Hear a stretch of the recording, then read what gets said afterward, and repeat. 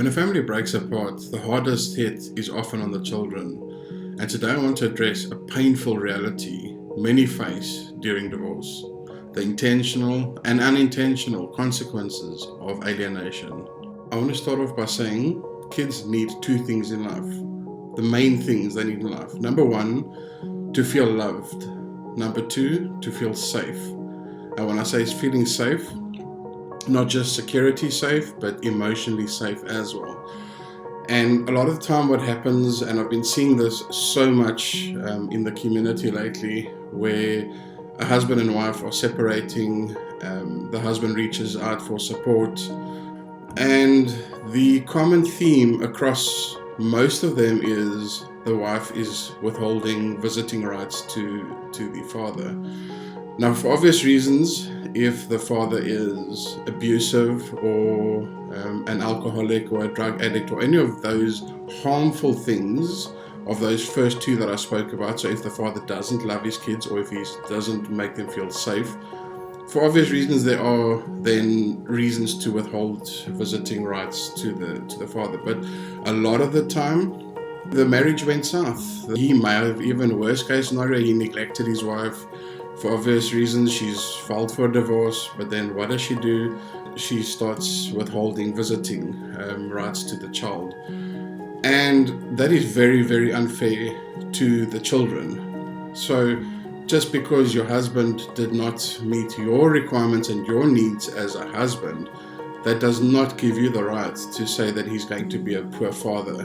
Matter of fact, I actually think a lot of the time the fathers actually improve at being a father when they're outside of that marriage, and unintentionally being outside of the marriage they might have actually realized, but this is actually not a marriage that I wanted to be part of. They devote their whole attention and lives to themselves and their kids.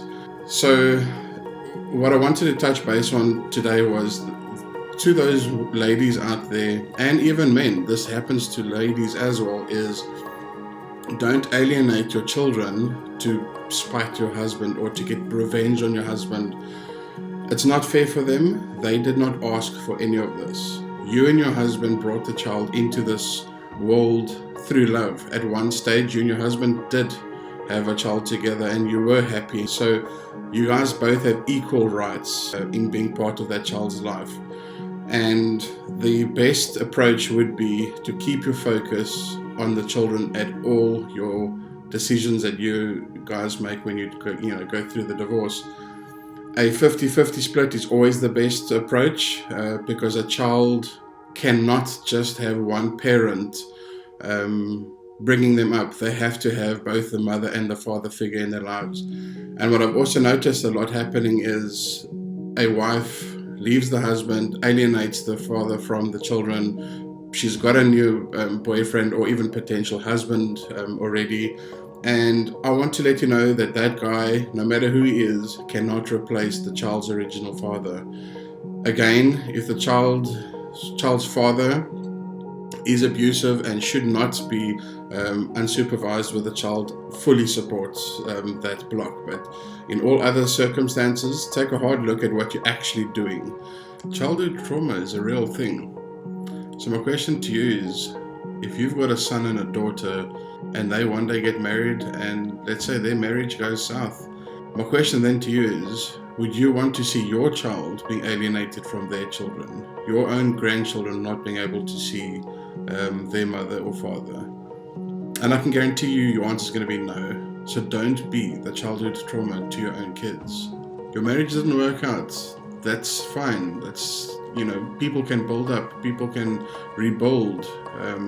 With divorce already being such a hard thing to go through for adults, imagine what it's like for the children. And I think a lot of the time we don't take them into account. We have egos, inflated egos.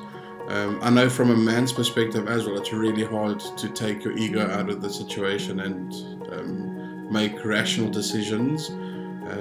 So let's do that.